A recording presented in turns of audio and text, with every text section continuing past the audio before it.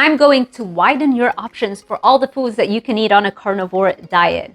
We all have our reasons for following a carnivore diet, from curing depression or acne or psoriasis to autoimmune diseases, obesity, addiction, anxiety, eczema. I mean, there is nothing that so far hasn't been shown to be improved by a carnivore diet. So whatever your reason is, here are all the foods that you can enjoy on a carnivore diet. I'm gonna start with carnivore snacks, and then we'll do carnivore actual like meals. Carnivore snacks: boiled eggs, beef jerky, biltong, smoked salmon, carnivore bars. I just had this last night. I had the carnivore bar that had a little bit of honey in it. It was so delicious. And so if you haven't checked them out, they're pure heaven.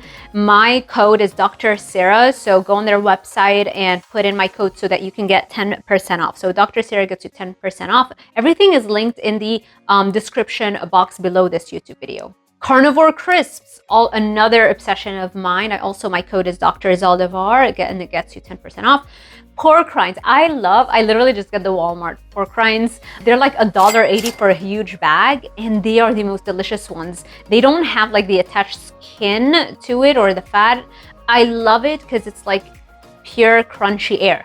It's so delicious.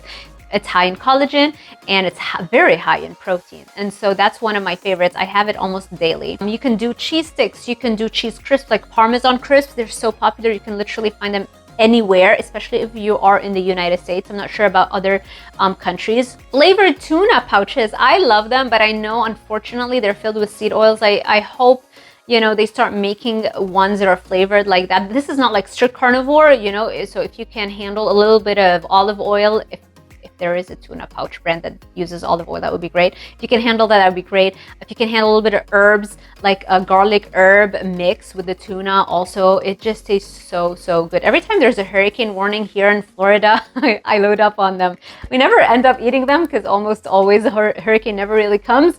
But that's kind of like my emergency food that I like to stack in the house. But yeah, just be careful with the seed oils. It's literally engine lubricant. That's literally what seed oils are. And what that is like the soybean oil, the safflower oil, the peanut oil, cottonseed oil, grapeseed oil. All this stuff is pure poison. Moving on, more snacks. Bacon jerky is the most heavenly thing you will have in your entire life. I had one. I haven't had some of that in a very long time, but I do remember there was a phase where I was addicted to them, and I would get the maple flavored one. Obviously it's so delicious because it's got sugar in it, so you want to be careful. You don't want to overdo it, and try to find ones if they have bacon jerky that doesn't have too much sugar added to it. So again, all these things have to do with how strict you have to be with carnivore. Deli meats. I remember when we visited Manhattan, me and my hubby, like that's basically what we ate. We didn't know where to find like really good carnivore foods, and we were just out and about walking all day in Manhattan for like a few days, and so we just buy a bunch of deli meats because any Dwayne Reed, which is like a CVS or like a drugstore over there, would have a ton of that. So I ate a lot of deli meat then. And this is like the most controversial one, which is honey. It depends on your level of health and fitness. And the level of food addiction, you may or may not do well with honey. I personally don't do it because I love sugar a little bit too much, so I don't do concentrated honey. I don't keep it in the house. But it's definitely having a little jar of honey if you're like young, physically active, super healthy, you want to be mainly carnivore. It's not the end of the world if you have a little bit of honey. Now, carnivore foods. Beef, all kinds of beef is what you can eat, like beef ribs, roast beef. You can do crock pot roast, whereby you literally get a roast and you put it in a crock pot. You don't even have to add water because the juices in it's going to come out of it and it's going to cook it. It's going to be delicious. So you just put it in a crock pot for 7 hours or so, maybe even less, on a low setting, and it'll be delicious. You can do brisket. You can do ribeyes, which are the most delicious. Ground beef is probably my favorite. Ground beef with some sour cream, like light sour cream on the side. You can do ground beef into burger patties and put some American cheese on top. That's another one of my favorites. Mutton, pork, all kinds of pork ribs, pulled pork, pork belly, bacon, chicharrones, which are pork rinds, yummy, pork loins, pork chops, bison, duck breast. I haven't had duck breast, but my sister-in-law, she told me like, you would love duck breast, and she loves like fine dining and things like that. So I have a feeling that I would love it if I tried it. Let me know if you've tried that. Apparently it's like very fatty and delicious. Yeah. Chicken. You can do rotisserie chicken, shredded chicken topped with cheese. You can literally buy shredded chicken and then you just top it with cheese, and that's a game changer. Something I've been obsessed with for a very long time is air fried chicken wings, and I just literally put them, they say you can put them for 15 minutes. I find that if I put them for 30 minutes in an air fryer at around 350 degrees Fahrenheit, that's what I really like them like that, because they're super crispy. And what I do is I have them along with some whipped butter on the side. That's a killer combo. Another killer combo are chicken drumsticks that are also air fried with a little bit, a teeny tiny bit of whipped butter on the side.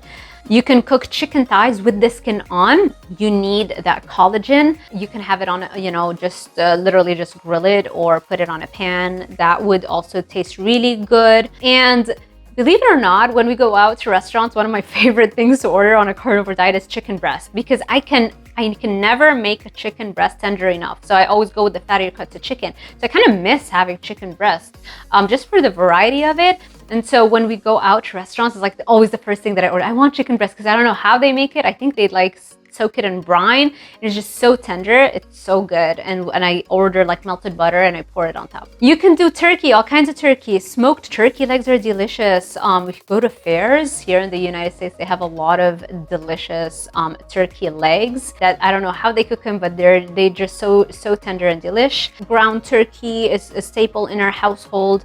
My hubby loves it. He preps it all the time. Lamb, you can do lamb chops. Fish, all kinds of fish like salmon, which is high in omega-3 fats. You can do trout, roe or caviar, any type of white fish. Cod is the richest animal-based food source of iodine.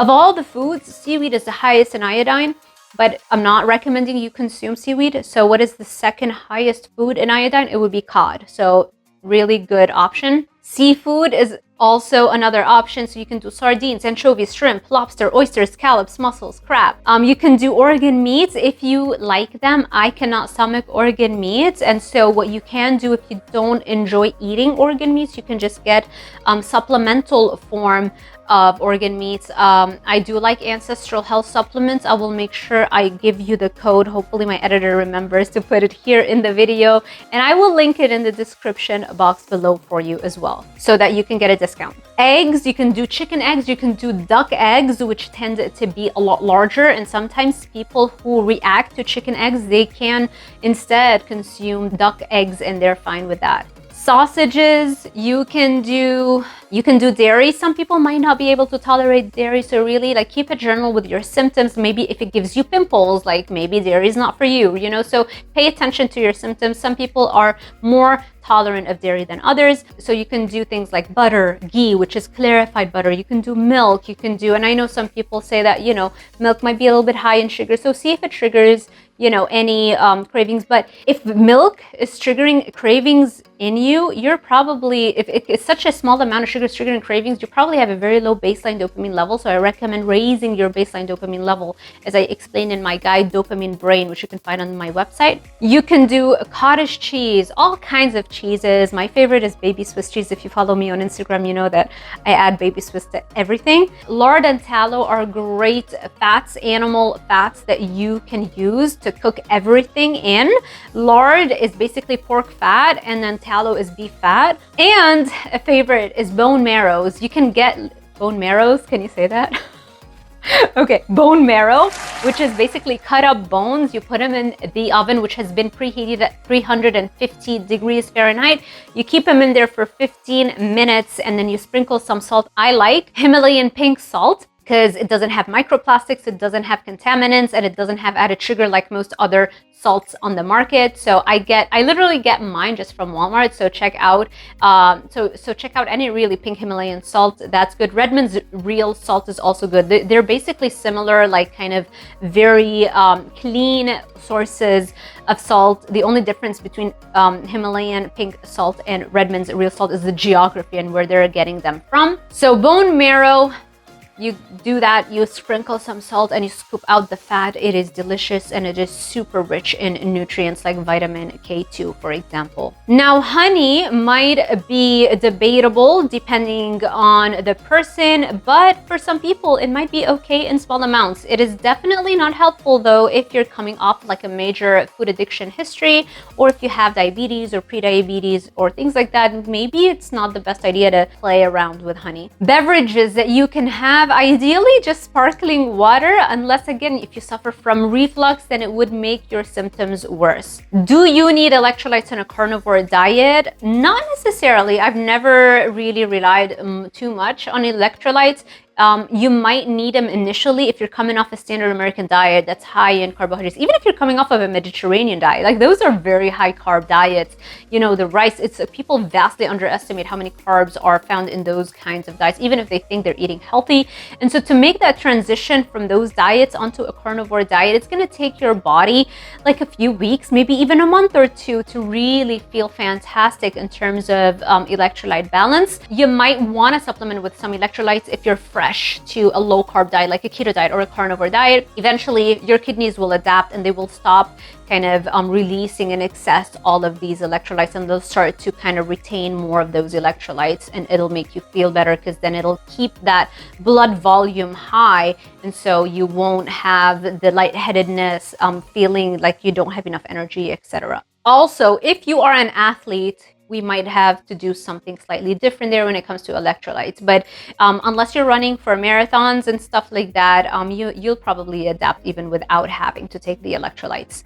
Now, in terms of the best water to drink, it would be reverse osmosis water. Now, it is super filtered, so it's not going to taste good. So it's a good idea to get some electrolytes and add them back to that type of filtered water. You can get one that is countertop. You literally put it on a kitchen countertop, and instead of like having to call people in and having them install it to the main water supply of your house, I will give you the AquaTrue brand discount code. It's going to give you like a massive discount if you use my code. I'll make sure it pops up here in the video, and I'll make sure also, it's actually the AquaTrue affiliate link of mine is always linked in all of my videos, so check that out. And if you need more help in creating a caloric deficit, because yes, you still do need a caloric deficit if you're trying to lose weight on a carnivore diet. Now, if you came to carnivore because you want to lose weight, it's not enough to just follow carnivore, unless you have hundreds and hundreds of pounds to lose, whereby it's easy for you to lose those initial few pounds. Most people will still require a caloric deficit. And so if you want to learn my technique and how I use the caloric deficit and all the things that I do with my one-on-one clients, check out my guide, Dopamine Body. And also, if you're struggling with cravings or a serious sweet tooth, emotional eating cravings, binge eating, then what you have is a low baseline dopamine level, and just doing a carnivore diet is not going to fix that. You still need to raise that baseline dopamine level, and you do that in a very special way that I outline in my guide, which was also the topic of my PhD dissertation.